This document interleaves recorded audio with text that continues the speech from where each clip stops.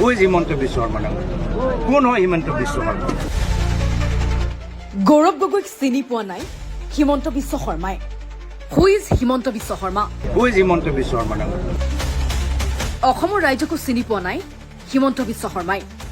মুখ্যমন্ত্ৰী হিমন্ত বিশ্ব শৰ্মাক উভতি ধৰি আক্ৰমণাত্মক গৌৰৱ গগৈ। পুনৰ প্ৰসংগ গৌৰৱ গগৈৰ পাকিস্তান লিংক। 8 ফেব্ৰুৱাৰী দাখিল হ'ব গৌৰৱ গগৈৰ পাকিস্তান লিংক। পৰৱৰ্তী সময়ত নিয়া CBI-লৈ হস্তান্তৰ কৰা হ'ব গৌৰৱ গগৈৰ পাকিস্তান লিংকৰ তদন্ত। কিন্তু তাৰ পূৰ্বে মুখ্যমন্ত্ৰী হিমন্ত বিশ্ব শৰ্মাক উভতি ধৰিলে সাংসদ তথা প্ৰদেশ কংগ্ৰেছৰ সভাপতি গৌৰৱ গগৈয়ে। গৌৰৱ গগৈৰ প্ৰশ্ন, কোনখন SITৰ কথা কৈছে মুখ্যমন্ত্ৰীয়ে? কলৈ গ'ল 10 ছেপ্টেম্বৰৰ SITৰ প্ৰতিবেদন? কোনটো SIT? পাকিস্তানৰ লিংকৰ বিষয়ে কি ক'ব? 10 ফেব্ৰুৱাৰী 10 ছেপ্টেম্বৰ SIT ৰিপৰ্ট নে বেলেগ SIT ৰিপৰ্ট? না 10 ছেপ্টেম্বৰ ৰিপৰ্টটো ক'ত গ'ল? এই 10 ছেপ্টেম্বৰ ৰিপৰ্টটো ক'ত গ'ল? এই 10 ছেপ্টেম্বৰ ৰিপৰ্টটো এতিয়া 8 ফেব্ৰুৱাৰীত এতিয়া মুকলি কৰিব বিচাৰিছে নেকি? নে কিবা আকৌ তাত কিবা তেল মছলা আৰু সোমাই দিছে? গৌৰৱ গগৈৰ পুনৰ আক্ৰমণ। অসমৰ ৰাইজক চিনি পোৱা নাই মুখ্যমন্ত্ৰী হিমন্ত বিশ্ব শৰ্মাই। অসমৰ মানুহৰ বিবেক নাই বুলি ভাবে মুখ্যমন্ত্ৰীয়ে। মুখ্যমন্ত্ৰী মহোদয়ে অসমৰ ৰাইজক চিনি পোৱা নাই। মুখ্যমন্ত্ৰীয়ে ভাবে যে অসমৰ ৰাইজৰ বিবেক নাই। মুখ্যমন্ত্ৰীয়ে ভাবে যে অসমৰ ৰাইজক ৰাজনৈতিক জ্ঞান নাই। কিন্তু অসমৰ ৰাইজে চব কথা জানে। মুখ্যমন্ত্ৰী হিমন্ত বিশ্ব শৰ্মাক নিজৰ পৰিচয়ও দিলে সাংসদ গৌৰৱ গগৈয়ে। কোনো অভিযোগলৈ ভয় কৰি দল বাগৰা নেতা নহয় গৌৰৱ গগৈ। মুখ্যমন্ত্ৰী মোক চিনি পোৱা নাই। মই মুখ্যমন্ত্ৰীৰ দৰে ভয়াতুৰ নহয় যে অলপ এই অভিযোগ দিলে মই দল বাগৰিম। তেওঁৰ দিনত চাওক, যেতিয়া কিবা এটা অভিযোগ আহে আছু এৰিব, কংগ্ৰেছ এৰিব, পৰৱৰ্তী দিনত বিজেপি এৰিব। তো হিমন্ত বিশ্ব শৰ্মা ডাঙৰীয়া অসমৰ ৰাইজক চিনি পোৱা নাই। অসমৰ ৰাইজক যে বিবেক আছে সেইখিনি কথা তেওঁ চিনি পোৱা নাই। আৰু মোৰ যে আদৰ্শ মই প্ৰায়তঃ তৰুণ গগৈদেৱৰ পৰা শিকি আহিছোঁ সেইখিনিও কথা চিনি পোৱা নাই। মুখ্যমন্ত্ৰী হিমন্ত বিশ্ব শৰ্মা কোন হয় বুলিও প্ৰশ্ন গৌৰৱ গগৈৰ। মুখ্যমন্ত্ৰীয়ে কিয় পুনৰ SITৰ প্ৰসংগ উলিয়াইছে তাৰো উত্তৰ দিলে গৌৰৱ গগৈয়ে। হ'ব পাৰে এই যে 10 ছেপ্টেম্বৰ তেওঁ যে অলপ পাহৰি গ'ল, এইকেইটা দিন যে আমি হু ইজ হিমন্ত বিশ্ব শৰ্মা ডাঙৰীয়া কৈ আছোঁ যে হু ইজ হিমন্ত বিশ্ব শৰ্মা ডাঙৰীয়া? কোন হয় হিমন্ত বিশ্ব শৰ্মা? এই যে আমাৰ প্ৰচাৰ যে আৰম্ভ হ'ল, এই প্ৰচাৰৰ প্ৰতিক্ৰিয়া হিচাপে তেওঁ আকৌ আগৰ সেই SIT কথাবোৰ কৈ আছে। News desk report, Assam daily 24।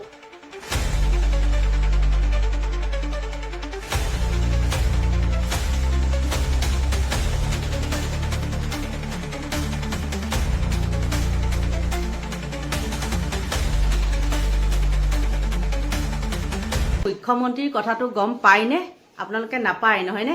মুখ্যমন্ত্ৰীৰ প্ৰেমত পৰিছে এছাম মানে কি বুলি কয় ছোৱালী পৰিছে, মানে হেৰি নহয়। কিন্তু মুখ্যমন্ত্ৰীক মানে এনেকুৱা হৈছে এতিয়া ৰিণিকী মামীও মানে কি হৈছে পাত্তা নোপোৱা হৈছে মুখ্যমন্ত্ৰীৰ ওচৰত। তেওঁ ইমানেই মানে পেয়সী গোট খাইছে আৰু সেই পেয়সীসকলকতো আপোনালোকে দেখিছে যে একদম মামা যোৱাৰ লগে লগে শুৱে বাবে গৈ পেলাই একদম ফোনটো লৈ পুৰা চেলফি উঠাগে। আৰু আজি আপোনালোকক কম মামাৰ পেয়সীৰ কথা তেওঁ নিজ মুখেৰে ব্যক্ত কৰিছে। সদায়নো আৰু খংৰাগতে কিমান কথা ক'ব নহয় জানো? কিন্তু আজি মোৰ ইমানেই ভাগৰৰ মাজতো কিন্তু যেতিয়া মই এইটো দেখিছোঁ মোৰ খুব হাঁহি উঠিছে। নাজানো কিবা এটা কিন্তু মোৰ ভাল লাগিছে। মুখ্যমন্ত্ৰী এই ভাষ্যটো মোৰ বহুত ভাল লাগিছে। আৰু তেওঁ পেয়সীসকল আছে সেই ৰূপহী হাটৰ ফালে বোলে।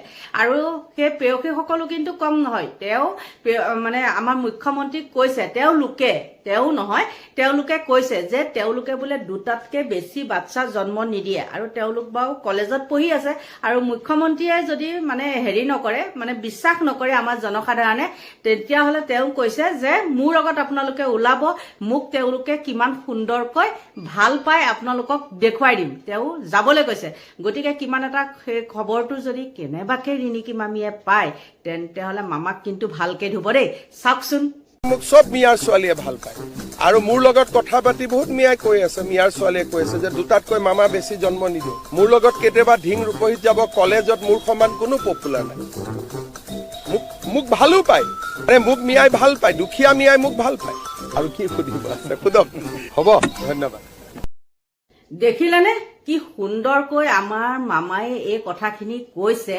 কোৱাৰ লগে লগে বাৰু আপোনালোকৰ হাঁহি উঠিছেনে নাই মই নাজানো, আপোনালোকৰ হাঁহি উঠিছেনে নাই, মোৰ কিন্তু হাঁহি উঠিছে। আৰু মই আজি বহুত দিনৰ মূৰত আমাৰ মামা বুলি কৈ দিলোঁ, আপোনালোকে একদম ক্ষমা কৰিব, মুখ্যমন্ত্ৰী বুলিয়ে ক'ম বাৰু, নহ'লে আপোনালোকে মোক গালি পাৰিব। তাৰপিছত কি হ'ল, তেওঁ সুন্দৰকৈ ক'লে নহয় জানো, কিন্তু কোৱাৰ পিছতো মই এতিয়া আপোনালোকক কওঁ শুনকচোন, মুখ্যমন্ত্ৰীয়ে নিজ মুখেৰে কৈছে যে তেওঁলোকৰ বোলে বিজেপি কৰ্মীসকলক বোলে লগাই দিয়ে, একদম ইহঁতক মানে য'তে পাওঁ ত'তে মানে হেৰি কৰিবি আৰু মানে এখন নটিচ পঠাই থাকিবলৈ দিছে মানে হা। তাৰ পিছতো কিন্তু মুখ্যমন্ত্ৰীয়ে ইমানেই মানে মিয়াসকলৰ ওপৰত অত্যাচাৰ চলাইছে। আৰু ইয়াৰ আগৰ ভিডিঅ'টোতো মই দিছোঁৱেই, এতিয়া আৰু আমাক ক'বলৈ নাযাওঁ, কিন্তু মানে কিছুমান কথা নকওঁ বুলি ক'লেও মনলৈ আহি যায় বা মুখলৈ আহি যায়, ক'ব লাগিবই।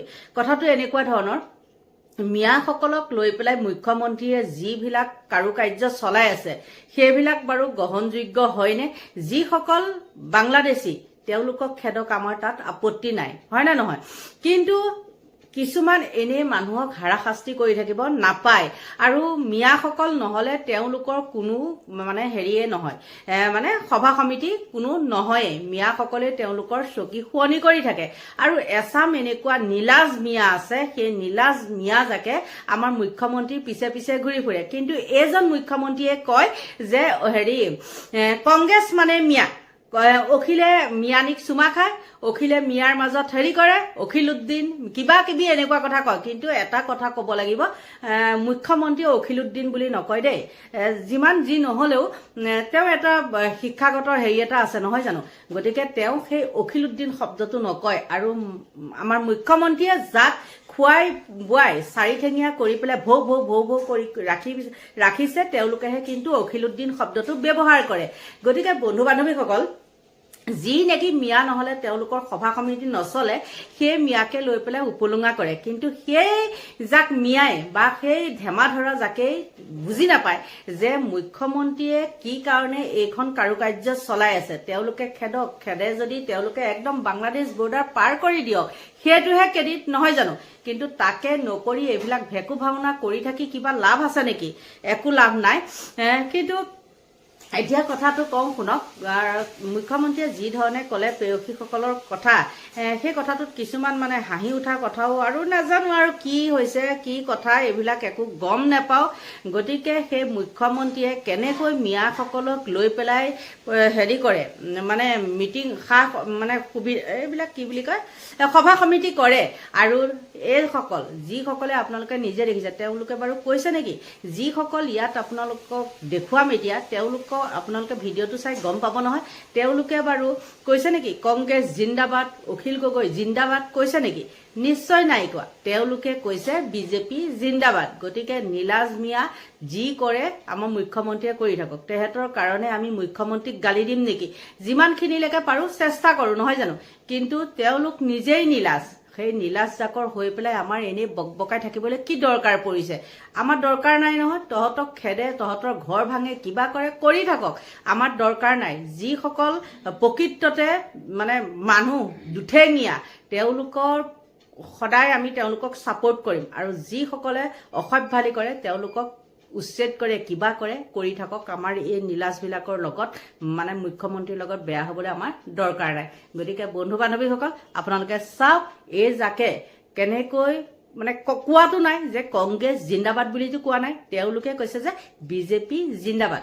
চাই লওকচোন। I am very happy that some people are getting disturbed in SR. So I have advised my BJP worker to give more and more complaint so that a kind of people realize that there is still some kind of resistance in Assam.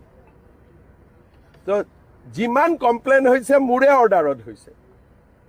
Moye BJP মানুহবিলাকক কৈছো যে অলপ চলপ মিয়াবিলাকৰ ওপৰত complain দি থাকক। এটোত কোনো তাত লুকুৱাবলগীয়া একো নাই।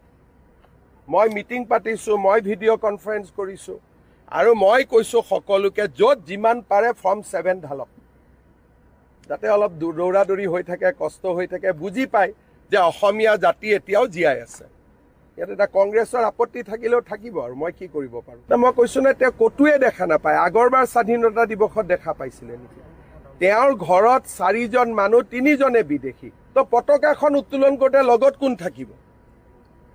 পতাকাখন উত্তোলন কৰোঁতেতো লগত কোনোবা থাকিব লাগে, কোন থাকি দিব এতিয়া? মোক কালি কোনোবাই কৈছে তেওঁৰ বেলতলাত থকা ঘৰতো ৰাষ্ট্ৰীয় পতাকা উঠা নাই। কেতিয়াবা অনুষ্ঠানত নাযায়, কিন্তু নিজৰ ঘৰত কৰে। আকৌ কোনোবাই মোক ক'লে দিল্লীৰ ঘৰতো পতাকা উঠোৱা নাই, কিন্তু মই এই ইছ্যুটো কাকো কোৱা নাই, কাৰণ তেওঁনো অকলে অকলে কেনেকৈ পতাকা উঠাব? লগত তিনিজনেতো বিদেশী। এইটো এটা অদ্ভুত অনুষ্ঠান নহ'ব জানো? 4জন মানুহে পতাকা উঠাইছে, তাত 3জনে বিদেশী। অনুষ্ঠানটো কিমান অদ্ভুত লাগিব। মই যদি এতিয়া ধৰি ল'লোঁ 4জন ব্ৰিটিছক মাতি ভাৰতৰ পতাকা উঠাও, কেনেকুৱা লাগিব? গতিকে তেওঁৰ প্ৰব্লেমো আছে, আমি কেতিয়াবা সেইবিলাকো বুজিব লাগিব। কেছ দিয়ক, পুলিচে বিচাৰ কৰিব, কিন্তু মিয়াকেতো কষ্ট দিব গৈছিল নহয়। গতিকে যোনে যেনেকৈ পাৰে মিয়াক কষ্ট দিয়ক না, আপুনিও দিয়ক না। ৰিক্সাত উঠিলে 5 টকা ভাড়া হ'লে 4 টকা দি দিব। কষ্ট খালেহে অসমৰ পৰা যাব। ৰাতিটো 9টাত গৈছিলে, মইতো কওঁ মিয়াক কষ্ট দিব ৰাতি 12টাতো যাওক ক'ৰবাত যাব খুজিলে। এইবিলাক কোনো ইছ্যু টিছ্যু নহয়। হিমন্ত বিশ্ব শৰ্মা আৰু বিজেপিয়ে ডাইৰেক্ট মিয়াৰ এগেইনষ্টত আছে, আৰু এইবিলাক আমাক ইছ্যু বুলি কৈ কি লাভ হ'ব? আমিতো কৈয়ে আছোঁ, আমিতো লুকোৱা নাই। লুকাইছোঁ নেকি? আগতে এইবিলাক মানে ভয় কৰিছিলে, অমুক এটা নটিচ গৈ গ'ল, অমুক হৈ গ'ল। এতিয়া ময়ে চবকে এনকাৰেজ কৰোঁ যে কষ্ট দি থাকক। কষ্ট নিদিলে, যোৱাকালি মই চাই আহিছোঁ দুলীয়াজানো গৈ পালেগৈ। কালি মই চাই আহিছোঁ দুলীয়াজানতো গৈ বহিলেগৈ, হয় নহয় বিমল? কালি কৈ আছিলে। গতিকে আপোনালোকেও কষ্ট দিয়ক, আৰু তেওঁলোকৰ চিম্পেথাইজ নিউজ কৰি নাথাকিব। আপোনালোকৰ ঘৰতে লাভ জেহাদ হৈ যাব। একদম চুনামি কৰি থাকিব। খালি চুনামিৰ ৰিজাল্টটো পাকিস্তানত হ'ব, চুনামি ইয়াত হ'ব, ৰিজাল্টটো পাকিস্তানত পাব। আৰে মই ক'লো নহয়, 50খন আসন অসমৰ নে পাকিস্তানৰ? আসনটোতো ক'ৰ হ'ব লাগিব নহয়। তেওঁক 1 মিনিটত বহি 50খন আসনৰ নাম সুধিবচোন, যে এটা কুইজ কৰোঁ, 50খন আসনৰ নাম 2 মিনিটত গাই দিয়ক। মোক সোধক, মইতো কৈ দিম মাৰ্ঘেৰিটা, ডিগবৈ, ডুমডুমা, শদিয়া, তিনচুকীয়া, মাকুম, লাহোৱাল। মইতো এনেকৈ গাই যাম, তেওঁ গাব পাৰিব? আপোনালোকে নুসুধে। তেওঁক 50খন চিটৰ নাম কাগজ নোচোৱাকৈ ক'ব দিব, যে অসমৰ 50টা চিটৰ নাম এখেতে কাগজ নোচোৱাকৈ ক'ব লাগে, মই মানি যাম। যোৰহাটৰে 10টা চিটৰ নাম কাগজ নোচোৱাকৈ ক'ব পাৰে নেকি, মোৰ ডাউট আছে। গতিকে জিকাৰ কথাটোতো বহুত পিছত আহে।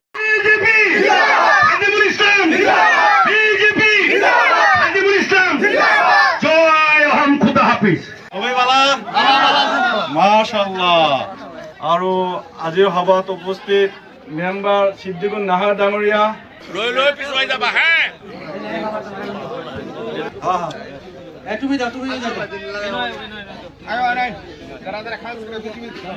আপোনালোকে আগবাঢ়ি কৰি আহক, আৰু আমাৰ বিজেপিৰ টুপি লগাই আছে, গামোচা লগাইছে, লৈ যাওক। বিধানসভা সমষ্টিত যি মানুহ আমাৰ সংখ্যালঘু মানুহ লাঞ্ছিত অপমানিত হৈ আছিলে, তাৰ প্ৰতি লক্ষ্য কৰি আজি আমাৰ সকলো সমষ্টিবাসী ওলাই আহিছে। বিশেষকৈ আমাৰ যিটো চহৰ অঞ্চলৰ মানুহ 5 শতাধিক মানুহ আজি আমাৰ বিজেপিৰ পৰা যোগদান কৰিছে। এজন কংগ্ৰেছৰ কৰ্মীসকল আছে, ইউডিএফৰ কৰ্মীসকল আছে। আৰু দেখা গৈছে যে কংগ্ৰেছে কৰা প্ৰতাৰণা, কংগ্ৰেছে কৰা গাদ্দাৰী, তাৰ প্ৰতিফল এইবাৰ নিশ্চয় কংগ্ৰেছে পাব। যিহেতু কংগ্ৰেছে আমাৰ সংখ্যালঘু ৰাইজক ভোট বেংক হিচাপে ব্যৱহাৰ কৰি আহিছিলে, আৰু আজি ইয়াৰ ফলস্বৰূপে আজি আমাৰ সংখ্যালঘু মানুহ লাঞ্ছিত অপমানিত হৈ আছিলে। আজি আমাৰ যিমান বিধায়ক ওলাই গৈছে ডিং সমষ্টিৰ পৰা, সমষ্টিবাসীৰ কাৰণে, সংখ্যালঘু ৰাইজৰ কাৰণে কোনো ধৰণৰ পদক্ষেপ ল'ব পৰা নাই, কোনো উন্নয়নমূলক পদক্ষেপ ল'ব পৰা নাই, কোনো ধৰণৰ উন্নতিমূলক কাম কাজ কৰিব পৰা নাই। যাৰ ফলস্বৰূপে আজি আমাৰ ৰাস্তাঘাট পৰা আদি কৰি আজি আমাৰ মানুহ মানে বঞ্চিত হৈ আছে, সকলো উন্নয়নমূলক কাম কাজত বঞ্চিত হৈ আছে। আজি নিৰাপত্তাহীনতা ভুগিছে মানুহ। আজি মানে এনেকুৱা হৈ আছে যে মানুহ ৰাতি হ'লে টোপনি নোযোৱা অৱস্থা। আৰু এটাই কাৰণ, কেতিয়া উচ্চত জাননী আহি যায়।